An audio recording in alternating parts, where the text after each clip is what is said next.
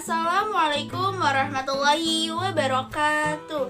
Sebelumnya izin memperkenalkan diri, nama saya Siti Syabatu Islamiyah dari kelas 12 MIA 4. Di video kali ini saya akan memenuhi ujian praktek saya dalam pelajaran ekonomi, yaitu untuk menjelaskan tentang pencatatan transaksi jurnal umum dan jurnal khusus pada suatu perusahaan dagang. Nah, sebelum memasuki cara atau penulisan transaksi, saya di sini akan menjelaskan tentang pengertian jurnal umum dan jurnal khusus. Jurnal umum adalah jurnal yang digunakan untuk mencatat semua transaksi yang terjadi pada perusahaan selama periode tertentu. Sedangkan jurnal khusus adalah jurnal yang mencatat transaksi yang dikelompokkan sesuai dengan jenis transaksinya. Nah, jurnal khusus ini terbagi menjadi beberapa jenis transaksi. Yang pertama, ada jurnal pembelian, yang kedua, jurnal penjualan, yang ketiga, jurnal penerimaan kas, yang keempat, jurnal pengeluaran kas, dan yang kelima atau yang terakhir adalah jurnal umum. Nah, langsung saja sekarang kita masuk bagaimana cara pencatatan jurnal umum dan jurnal khusus yang baik dan benar dalam suatu usaha dagang. Berikut videonya. Nah, jurnal yang pertama yaitu ada jurnal pembelian. Nah, di sini saya sudah memiliki data dari perusahaan dagang, yaitu selama bulan September 2020, PD Good Furniture melakukan pembelian secara kredit, yaitu sebagai berikut. Pada tanggal 1 September, membeli barang dagangan dari toko Damai seharga 10.500.000 dengan syarat 2/10 N/30. Maksud syarat pembayaran tersebut memiliki arti.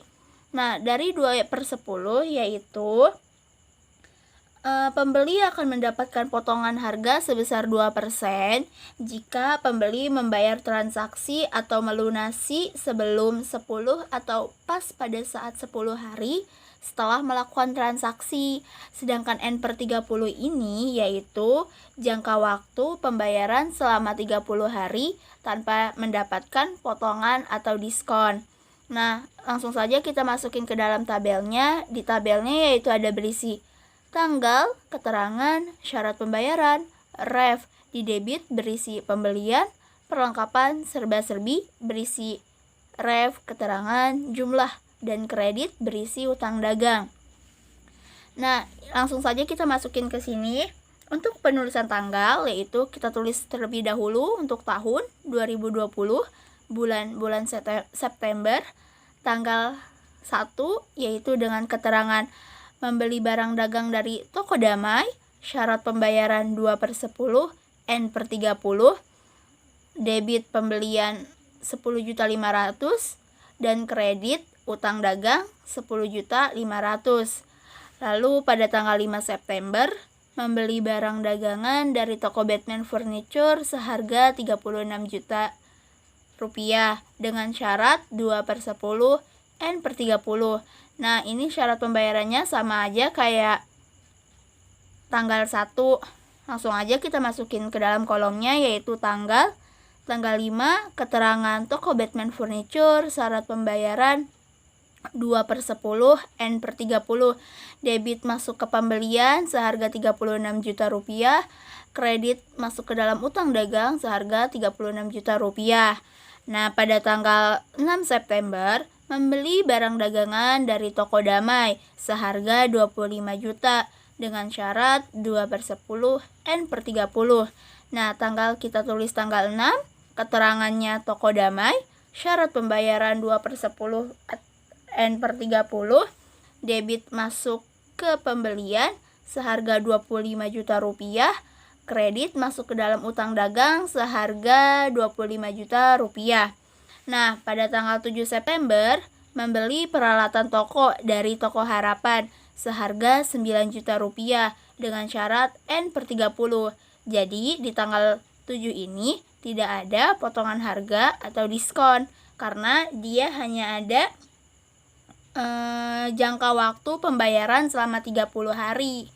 Nah, kita tulis tanggal 7, keterangan toko Harapan, syarat pembayaran N/30, debitnya dia masuk ke akun serba-serbi, yaitu keterangan peralatan toko jumlahnya sebesar 9 juta rupiah masuk ke kredit dengan utang dagang 9 juta rupiah.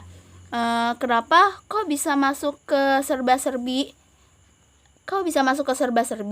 Karena di tanggal 7 ini PD Good Furniture membeli peralatan toko, bukan membeli barang dagang. Maka dari itu ia masuknya ke debit serba-serbi dengan keterangan peralatan toko. Nah, pada tanggal 20 September membeli barang dagangan dari toko Jaya Abadi seharga 12 juta rupiah dengan syarat 2/10 N/30.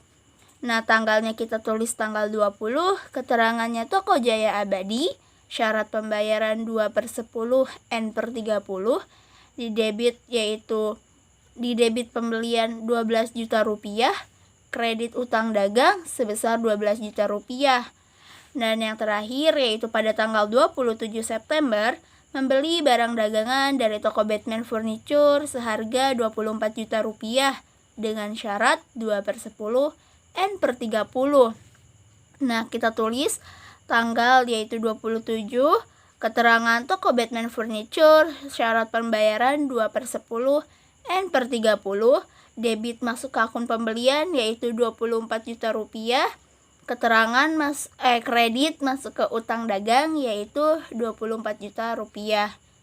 Nah, jumlahnya yaitu jumlah di debit akun pembelian sebesar 107.500.000 rupiah dan jumlah pada debit serba-serbi jumlah yaitu 9 juta rupiah dan jumlah kredit utang dagang yaitu sebesar 116.500.000 rupiah. Selanjutnya yaitu ada jurnal penjualan. Jurnal penjualan terdiri dari beberapa kolom, yaitu ada tanggal, nomor faktur, keterangan, ref, syarat pembayaran, piutang dagang, dan penjualan. Nah, pada soal tersebut sudah diketahui selama bulan September 2020 PD Good Furniture melakukan penjualan secara kredit, yaitu sebagai berikut.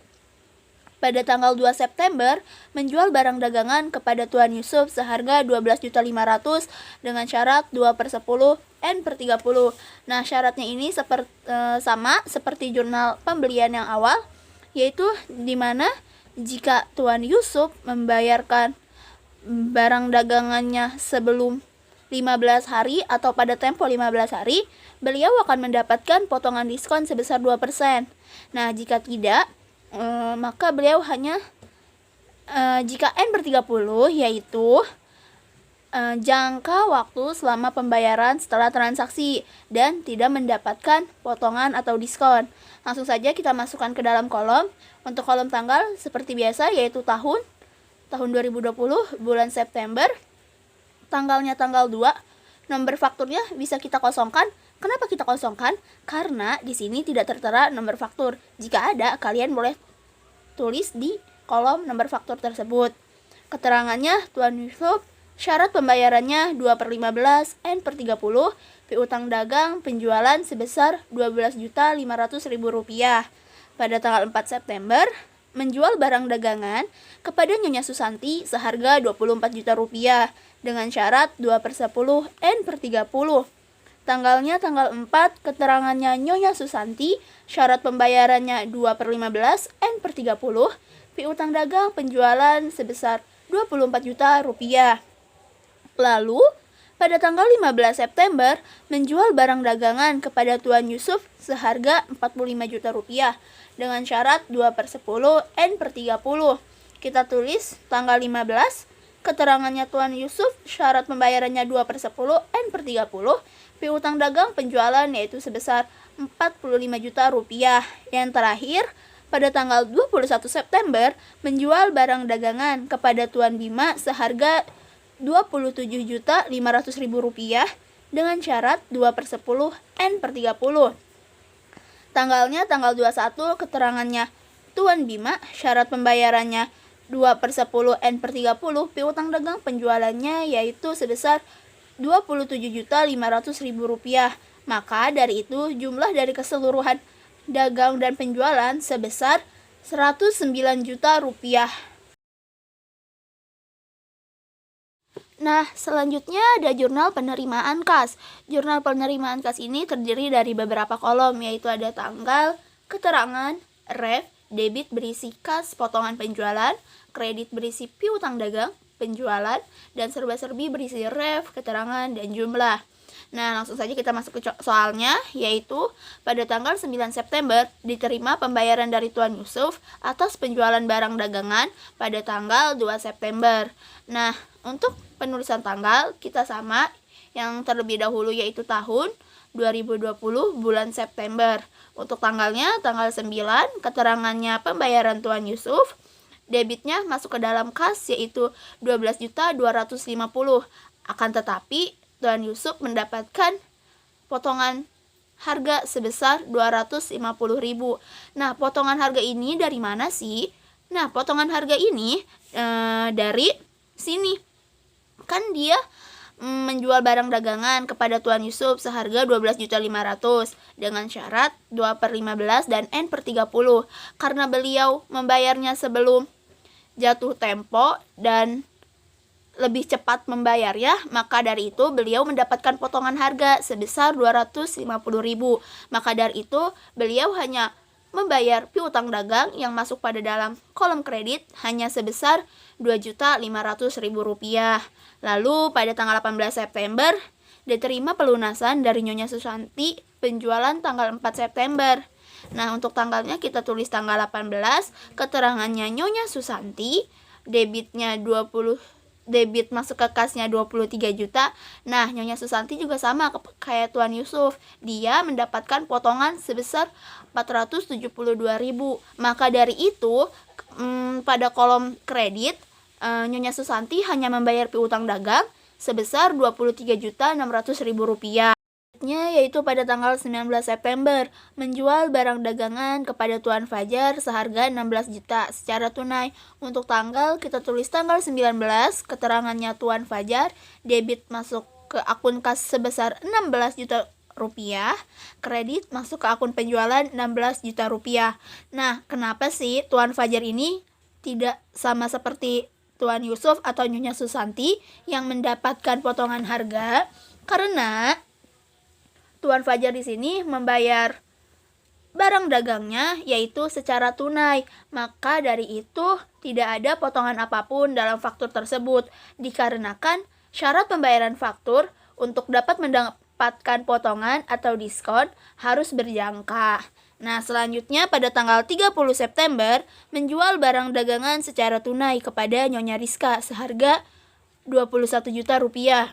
Nah, untuk penulisannya sama seperti Tuan Fajar, tanggalnya kita tulis tanggal 30, keterangannya Nyonya Rizka, debit masuk ke akun kas 21 juta rupiah, di kredit masuk ke penjualan 21 juta rupiah.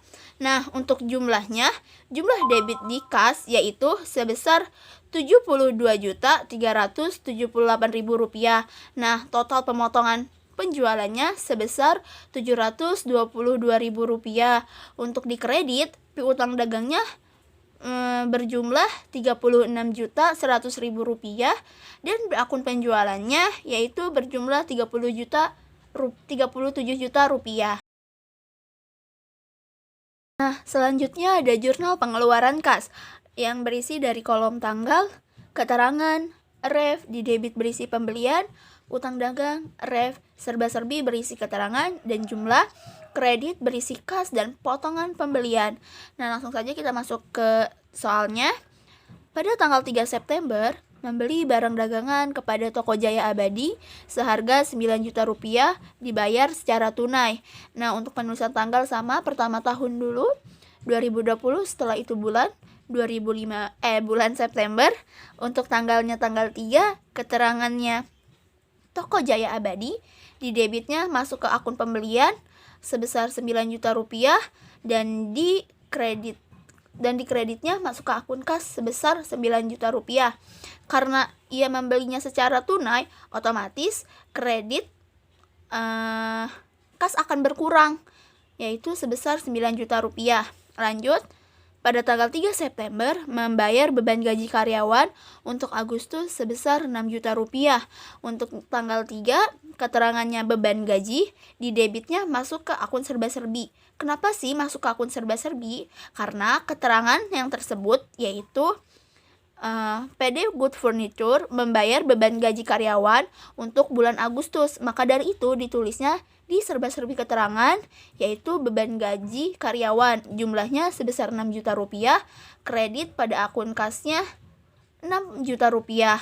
Selanjutnya pada tanggal 8 September dilunasi pembelian barang dagangan atas transaksi pada tanggal 1 September kepada Toko Damai.